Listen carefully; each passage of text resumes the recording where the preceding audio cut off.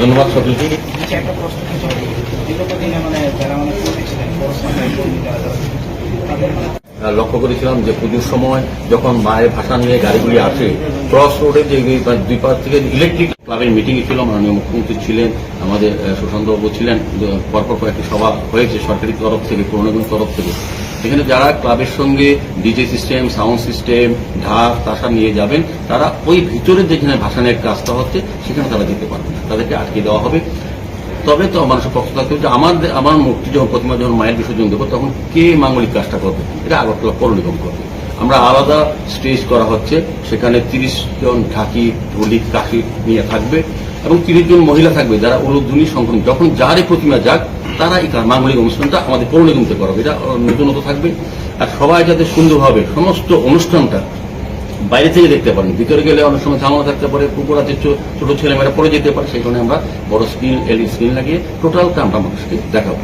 এবং এখানে আলাদা থাকবে আমাদের মাননীয় মুখ্যমন্ত্রী, মন্ত্রী সহ বিভিন্ন যারা ব্যক্তিরা আছেন সবাইকে আমরা অনুরোধ করছি পুজোর সময় এসে তারা আমাদের প্যান্ডেলে বসে পুজোটা নিরঞ্জনটা উপভোগ করে। সার্বিকভাবে আমরা পরিচ্ছন্ন রাখার একটা চেষ্টা করছি, সুন্দর রাখার চেষ্টা হয়েছে। আর কত প্রসঙ্গে আমাদের কথা হয়েছে, জেলা প্রশাসনের সঙ্গে কথা হয়েছে, সদর মহকুমা প্রশাসনের সঙ্গে কথা হয়েছে। আমার মনে হয় সার্বিকভাবে এবার অন্যতম নতুন অভিনবভাবে মানুষ নিরঞ্জন দেখবে। আর পাশাপাশি আমরা লক্ষ্য করেছি আমাদের শহর তো আমরা পরিষ্কার রাখি, আমাদের পৌরকর্মীরা, সাফাই কর্মীরা কাজ করছেন। তারপর আমরা যেটা মনে হয়েছে আমাদের প্রতিটি ক্লাবে আমরা 1 বস্তা করে ব্লিচিং পাউডার দেবো। আমরা প্রতিটি ক্লাবে ওয়েস্ট বিন দেবো 3টি করে, যেখানে ক্লাবের যে সমস্ত আবর্জনা পুজোর সময় যখন মানুষ আসে বিভিন্ন কান থেকে এই আবর্জনাগুলি যাতে ডাকতে পারে। এবং প্রতিটি ওয়ার্ডে আমাদের বলে যে ওয়ার্ড থেকে ক্লাবগুলি, যার যার ওয়ার্ডে যে ক্লাবগুলি আছে, প্রতিদিন পঞ্চমী থেকে দশমী অবধি 2 জন করে লেবার থাকবে যারা নিয়মিত পরিষ্কার করবে, ব্লিচিং পাউডার ছড়াবে এবং ডাস্টবিনগুলি পরিষ্কার করবে। সার্বিকভাবে এবার সুন্দর একটা ব্যবস্থা করছি এবং চারিদিকে যথেষ্ট আলোর ব্যবস্থা থাকবে। এবং আপনি দেখেছেন আমাদের নগরায়ণ দপ্তরে যে কাজগুলি ইনকমপ্লিট ছিল, এই দিনরাত কাজ চেষ্টা করছে আমাদের পূর্ত বিভাগ, সমস্ত রাস্তা সারাই করছে, আমরা ড্রেনগুলি পরিষ্কার করছি। সার্বিকভাবে আমি বলবো যে আগরতলা পূজায় যদি প্রাকৃতিক দুর্যোগ না হয়, প্রকৃতি যদি আমাদের সহায় থাকে, মায়ের আশীর্বাদে আমরা আগরতলা পৌর নিগম নতুনভাবে নতুন চিন্তায় ভাবনায় আমরা এবার দুর্গোৎসব পালন করব।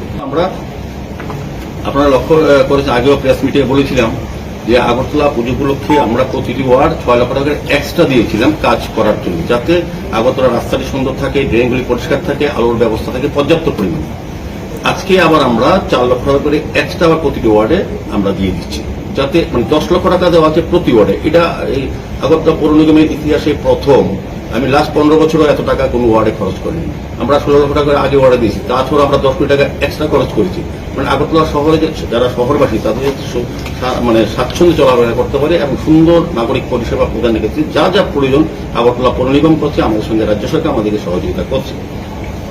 এছাড়া আবার বিসর্জনের ক্ষেত্রে আমরা লক্ষ্য করেছি, আপনারাও যারা আছেন শহরে থাকেন দেখবেন প্রতিমা নিরঞ্জনের ক্ষেত্রে অনেক সময় আমরা দেখি সারা রাত্রি সারা রাস্তায় অনেক প্রতিমা নিয়ে গাড়ি দাঁড়িয়ে থাকে। অসুবিধা কি হয়, যখন যেখানে ভাসানের জায়গাটা, এই জায়গাটার মধ্যে একটা প্রতিমা ভাসানো হওয়ার পরে পরেরটা নিতে হয়, এটা অনেকটা দেরি হয়ে যায়। অনেক সময় দেখা যাচ্ছে যে যাদের রাত্রি 12টা 1টার পর দেখা যায় যে সকল প্রতিমা নিয়ে আসেন যে ক্লাবগুলি, তাদের সঙ্গে বেশি সংখ্যক লোক না থাকাতে, শ্রমিক না থাকাতে তারা মূর্তিটা বিসর্জন করতে অসুবিধা হয়। একটা গাড়ি যদি 1 ঘন্টা আটকে যায়, সারা শহরে গাড়ি দাঁড়িয়ে যায় ভোররাত্রি অবধি। সেদিকে লক্ষ্য রেখে আমরা এবার ওই দশমী গাড়ির জায়গাটাকে বড় করেছি। এখানে একটা পার্ক ছিল, পার্কটা অসামাজিক কাজে ব্যবহৃত এই এলাকার ক্লাব, এই এলাকার ব্যক্তিরা এবং আরক্ষা দপ্তর থেকে বলা হয়েছিল পার্কটা তাদের সরিয়ে। তো আমরা আপাতত পার্কটা আমরা ভেঙে দিয়েছি পরিষ্কার করে। এখানে একসঙ্গে 10টা গাড়ি প্রতিমা নিয়ে দাঁড়িয়ে থাকতে পারবে। এবং আমরা এখানে এবার দেখেছি যখন লোক থাকে না, মূর্তিগুলি, আমার একটা অভিজ্ঞতা আছে, আমি ওই সময় আমার ক্লাবের সঙ্গে আমি যাই আছে গত 30 বছর ধরে, দেখেছি অনেক ক্লাবের সঙ্গে লোকই থাকে না, বড় বড় প্রতিমা নিয়ে আসে, সেগুলো নিরঞ্জন না করলে পরে গাড়ি আটকে যায়। সেই কারণে আমরা এবার সিদ্ধান্ত নিয়েছি আমরা 3টা শিফটে 30 জন করে 90 জন শ্রমিক আমরা রাখবো, যাদের সঙ্গে লোক থাকবে না তাদের সহযোগিতা করে মায়ের ভাসান দেওয়া হবে।